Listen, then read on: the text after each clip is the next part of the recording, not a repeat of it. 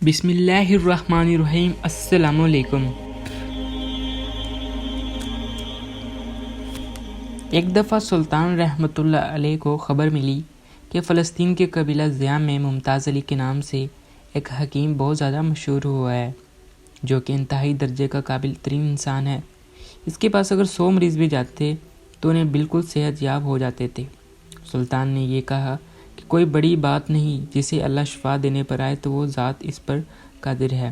وزیر نے دوبارہ سلطان رحمۃ اللہ علیہ سے کہا کہ سلطان معظم، اس کی جو سب سے زیادہ قابلیت ہے وہ یہ ہے کہ کسی بھی مریض کا، چاہے اس کے پاس بیٹا ہو یا اپنے گھر پر موجود ہو، اگر کوئی شخص اس مریض کا صرف کپڑا لے کر اس حکیم کے پاس چلا جائے تو وہ کپڑے کی سونگھ کر ہی اس مریض کا علاج کر سکتا ہے۔ اور ایسا اتفاق نہیں ہوا، بلکہ ہزاروں مریضوں ایسے ہیں جن کو صرف اپنے کپڑے کی بنیاد پر اللہ تعالیٰ کی ذات نے شفا دے دی ہے۔ حتیٰ کہ ہماری سلطنت میں کام کرنے والے شاہی باورچی بھی اپنی بیگم کے علاج کے لیے اپنی بیگم کا کپڑا لے گئے تھے۔ اس نے سینکڑوں حکیموں سے اپنی بیوی کا علاج کروایا، لیکن کہیں سے شفا نہیں ملی۔ یہ سنتے ہی سلطان صلاح الدین ایوبی رحمۃ اللہ علیہ دنگ رہ گئے۔ آپ نے کہا، یہ کیسے ممکن ہو سکتا ہے؟ یہ کوئی ڈھونگی حکیم تو نہیں، یا یہ پھر کوئی اللہ کا ولی حکیم ہے؟ اتنے میں سلطان صلاح الدین ایوبی رحمۃ اللہ نے شاہی باورچی کو بلایا اور اس سے ساری روادات پوچھی تو شاہی باورچی نے بتایا کہ میری بیوی کے پیٹ میں مسلسل 4 سال سے درد تھا۔ میں نے سینکڑوں حکیموں کو چیک کروایا، لیکن کہیں سے شفا نہیں ملی، اور آخرکار جب میں نے اس حکیم کا سنا تو بے دلی کے ساتھ ایک دن شام کے وقت میں اس حکیم کے پاس جا پہنچا اور اس کی بیگم کو قمیض دے دی۔ اس نے نہ جانے اپنے ہاتھوں سے کیا پڑھا اور کیا لکھا کہ بعد میں میری بیوی کی قمیض کو سونگھا اور مجھے اس نے جڑی بوٹیوں سے بنائی گئی دوا دے دی۔ سلطان معظم، میرے لیے تو معجزہ تب ہوا جب صرف 1 گھنٹے بعد ہی میری بیوی آدھی طبیعت بالکل ٹھیک ہو گئی تھی۔ صرف 2 دن کی دوا کھانے کے بعد میری بیوی بالکل تندرست ہو گئی تھی، اور آج اس بات کو 2 ماہ ہو چکے ہیں۔ اللہ کے فضل و کرم سے میری بیوی بالکل ٹھیک ہے۔ سلطان نے جب شاہی باورچی سے تصدیق کر لی تو ان کی حیرت کا کوئی ٹھکانہ نہ رہا۔ انہوں نے وزیر سے کہا کہ بہت جلد ہم اس حکیم کے پاس جائیں گے اور اس کی قابلیت چیک کریں گے، لیکن میرا دل نہیں مانتا کہ کوئی شخص اتنا بھی قابل ہو سکتا ہے۔ وقت گزرتا رہا اور سلطان اپنی جنگی کارروائیوں میں مصروف رہے اور وہ اس حکیم کو بھول چکے تھے۔ ایک دن جب سلطان اپنی زوجہ کے ساتھ دسترخوان پر بیٹھ کر کھانا کھا رہے تھے، کھانا کھانے کے بعد جیسے سلطان اپنے حجرے سے نکلے تو ان کا وزیر ان کے پاس آیا اور سرگوشی زدہ آواز میں انہیں کچھ بتانے لگا۔ جیسے جیسے وزیر ان کو بتایا جا رہا تھا، ویسے ویسے سلطان کے چہرے کے تاثرات بدلتے جا رہے تھے۔ سلطان بالکل خاموش ہو چکے تھے۔ وزیر نے اپنی بات ان کے گوش گزار کر دی اور جانے کی اجازت مانگی۔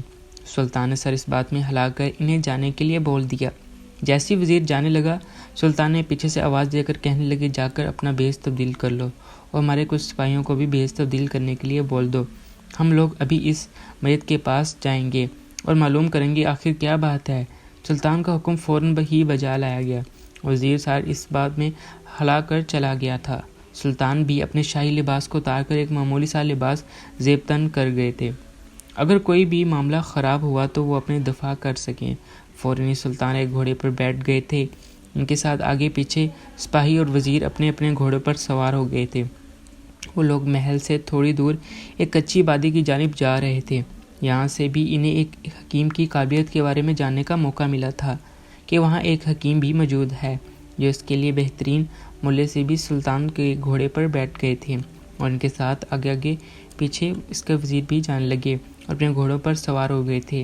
وہ لوگ محل سے تھوڑی دور ایک اچھی آبادی کی طرف جانے کا موقع ملا، اتنے میں کہ وہاں ایک حکیم رہتا ہے جس کا نام ممتاز علی ہے۔ وہ حکیم بہت قابل اور ذہین تھا۔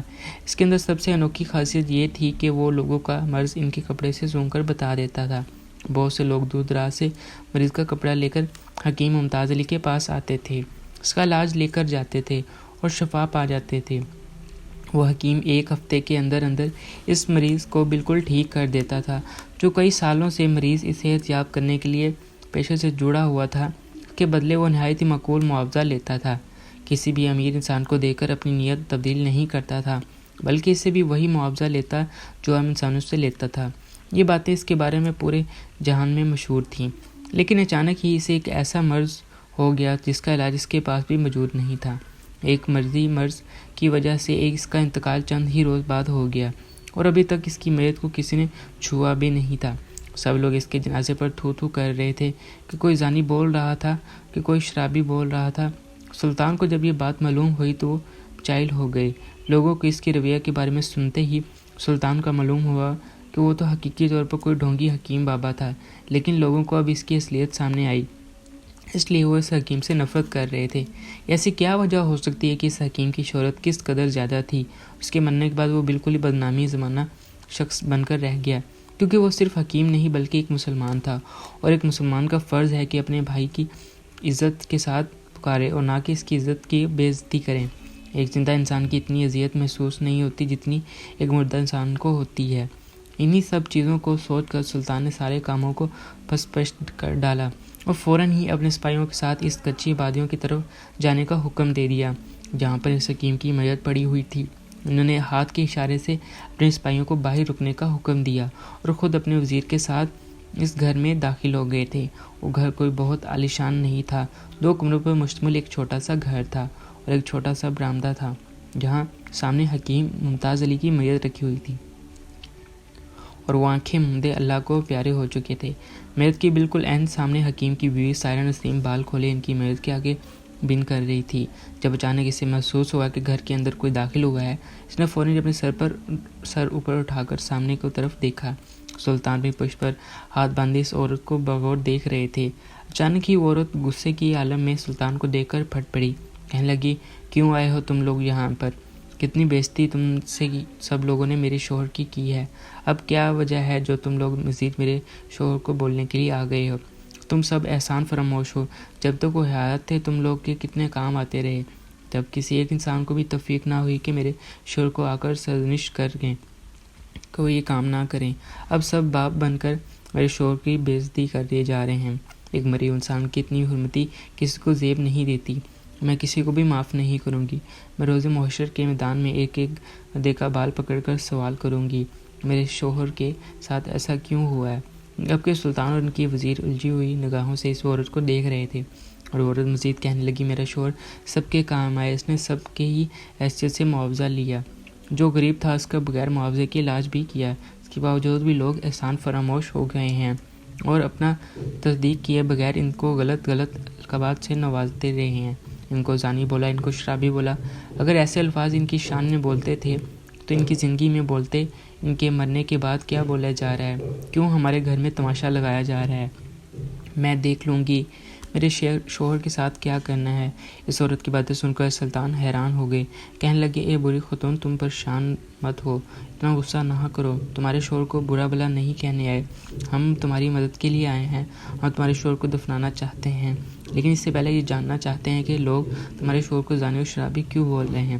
اس عورت نے جب یہ بات سنی تو یکدم خاموش ہوگی، جو ابھی رو کر اپنا حال برا کر چکی تھی، اب آس بھری نگاہوں سے سلطان کی طرف دیکھ رہی تھی، کہنے لگی، میرا شوہر زانی نہیں ہے، میں کیسے بتاؤں آپ سب لوگوں کو میرا شوہر شرابی نہیں ہے، یہ لوگ غلط بیانی کر رہے ہیں۔ اس نے جب یہ کہا تو وزیر کہنے لگا، لیکن جب لوگ کہتے ہیں کہ تمہارا شوہر اس شہر کے مشہور طوائف کے پاس 2 گھنٹے گزار کر آتا ہے اور اس کے بعد وہ شراب خانے جاتا ہے، وہاں پر وہ شراب نوشی کرتا ہے اور اس کے بعد گھر آتا ہے، تو پھر تمہارا شوہر زانی اور شرابی کیسے نہ ہوا؟ لوگ غلط تو نہیں بول رہے؟ جتنی مجھے اطلاع ملی یہ بات سچ ہے۔ سلطان اس ساری باتوں کے بیچ بالکل خاموش تھے۔ عورت کہنے لگی، آپ سب کو کہانی کی ایک رخ معلوم ہے، ہمیشہ کہانی کے 2 رخ ہوتے ہیں اور کسی کو بھی دوسرا رخ نہیں معلوم۔ جب یہ بات سب لوگ میرے شہر کے بارے میں ایسی باتیں بنا رہے تھے، سلطان کے ماتھوں پر شکنوں کے جال بچھے ہوئے تھے۔ انہوں نے اپنی سلطنت میں موجود تمام افرادوں پر غصہ آ رہا تھا۔ ان کو دیکھ کر وہ فوراً ہی گھر سے باہر نکل گئے اور سیدھے باہر آ گئے۔ اتنی دیر میں سلطان کا وزیر بھی ان کے پیچھے پیچھے آ گیا۔ سلطان باہر آ کر گہری سانس ہوا کے ثبوت کرنے لگے۔ وزیر ان کے پیچھے ہوا کو پوچھنے لگے، سلطان معظم آپ باہر کیوں آ گئے ہیں؟ آپ کا حکم کریں، میں فوراً سپاہیوں کو حکم دیتا ہوں کہ اس آدمی کی تدفین کر دی جائے۔ سلطان نے یہ سن کر سر ہلایا اور کہنے لگی، نہیں، بالکل بھی نہیں، انسان کی تدفین بھی نہیں کی جائے گی، اس میت کو سب لوگوں نے دھتکار دیا ہے، ہمارے مسلمان بھائی اپنا فرض بھول گئے ہیں اور اس میت سے مأمور کر لیا ہے، اب یہی سب بھائی اس میت کو عزت اور احترام کے ساتھ دفنائیں گے اور ہم اس حکیم ممتاز علی کو انصاف دلائیں گے۔ وہ بول کر اپنے گھوڑے پر سوار ہو گئے۔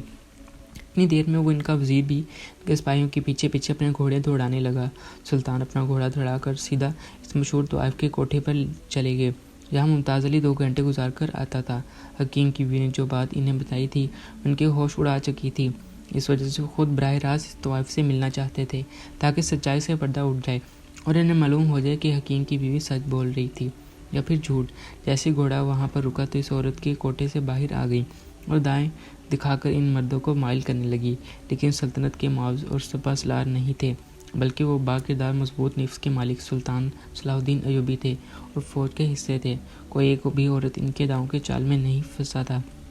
سلطان کا وزیر ایک عورت کے پاس گیا اور کہنے لگا، نہیں، یہاں کی مشہور طوائف تارا بھائی سے ملنا ہے۔ وہ چھوٹی لڑکی جس کو وزیر نے جا کر تارا بھائی کو بلانے کا حکم دیا، وہ مبنا بنا کر اندر چلی گئی اور تھوڑی دیر بعد کہنے لگی، تارا بھائی ابھی کسی کو ملنا نہیں چاہتی، اس نے انکار کر دیا۔ جب سلطان نے یہ بات سنی تو وہ خود چل کر اس چھوٹی لڑکی کے پاس آئے اور کہنے لگے، تارا بھائی کو جا کر یہ بتاؤ کہ وہ لوگ حکیم ممتاز علی کے حوالے سے کچھ بات چیت کرنے چاہتے ہیں۔ لڑکی غصے کرتے ہوئے کہنے لگی، جب تارا بھائی نے کہہ دیا کہ وہ کسی سے ملاقات نہیں کرنا چاہتی تو آپ لوگ کیوں اسے بدظن کر رہے ہیں؟ تو آپ لوگ کیوں انہیں مزید تنگ کر رہے ہیں؟ اگر آپ کو کسی کے ساتھ وقت گزارنا ہو تو یہاں پر بہت سی خواتین موجود ہیں، ان میں سے کسی ایک کو بھی اپنے ساتھ چن سکتے ہیں، لیکن تارا بھائی اس وقت کسی سے نہیں مل سکتی۔ سلطان نے اس عورت کی جانب کچھ اشرفیاں بڑھائیں اور بات پر زور دیتے ہوئے کچھ کہنے لگے، اب بولو، ہم ممتاز علی کے حوالے سے بات کرنا چاہتے ہیں۔ اس بار وہ لڑکی انکار نہیں کر پائی تھی، بلکہ اپنی پوٹلی میں اشرفیاں ڈال کر خاموشی سے اندر چلی گئی۔ وہ لوگ وہیں کوٹے کے دروازے پر کھڑے ہو کر انتظار کرنے لگے۔ چند منٹ بعد ہی وہ لڑکی باہر چلتی ہوئی آئی، کہنے لگی، آپ میں سے ایک تارا بھائی سے مل سکتا ہے، وہ اندر بلا رہی ہے۔ جبکہ فوراً یہ بات سن کر سلطان اس کوٹے کے اندر جا چکے تھے جہاں سے وہ گزرنا بھی پسند نہیں کرتے تھے، لیکن آج ان کا ریا کا ایک انسان جو اس دنیا سے فانی سے جا چکا تھا، اس کی عزت کا سوال تھا۔ انہیں کسی بھی طور پر حکیم ممتاز علی کی عزت کو واپس دلانی تھی، اس لیے وہ ان 16 پر سے پوچھ ڈال چکے تھے اور اندر داخل ہوئے تو تارا بھائی اپنی جگہ سے کھڑی ہوئی دکھنے میں بہت پرکشش عورت معلوم ہوتی تھی، لیکن وہ سلطان سے پیٹ موڑ چکی تھی اور کھڑکی کے پاس کھڑی ہوئی تھی۔ سلطان کی آنکھوں کے سامنے اس عورت کی پشت تھی۔ عورت سلطان کو بنا دیکھے کہنے لگی، میں اب یہ کام چھوڑ چکی ہوں، اگر آپ کو کسی کے ساتھ اپنی رات رنگین کرنی ہے یا پھر کسی بھی طوائف کے ساتھ کچھ کرنا ہے تو اس سے کوٹے میں بہت سی دوسری عورتیں موجود ہیں، آپ ان کے ساتھ جا کر اپنی رات کو کچھ کر سکتے ہیں اور رقص بھی کر سکتے ہیں، اس کے بعد اس مرد کے ساتھ نہیں گزار سکتی۔ سلطان یہ بات سن کر رات گزارنے نہیں آیا اور سلطان نے کہا کہ مجھے حکیم ممتاز علی کے بارے میں جاننا ہے۔ یہ بات سنتے ہی فوراً وہ طوائف بولی کہ اس جیسا شخص میں نے آج تک نہیں دیکھا، کیونکہ وہ ہمیشہ سے میری مدد کرنے کے لیے آیا۔ لوگ سمجھتے ہیں کہ وہ مجھ سے کچھ برا کرنا چاہتا تھا، لیکن ایسی بات نہیں ہے، اس نے مجھے ہمیشہ میرا ساتھ دیا، نہ کہ میرے ساتھ کوئی غلط کام کیا۔ اس جیسا شخص میں نے آج تک نہیں دیکھا۔ سلطان یہ بات سنتے ہی فوراً وہاں سے لوٹے اور سب لوگوں کو اکٹھا کر کے بلایا اور کہا کہ وہ شخص ایسا نہیں ہے، آپ سب لوگوں کو دھوکہ ہو رہا ہے آنکھوں کا، اس جیسا شخص نیک نہیں ہے۔ اس کی بات پر سب لوگ زور دینے لگے اور کہا کہ سلطان، میں خود اس چیز کی گواہی دیتا ہوں کہ ممتاز علی ایسا انسان نہیں تھا، اس لیے آپ سب لوگ اس کے جنازے میں شریک ہوں اور اس کی میت کا احترام کریں۔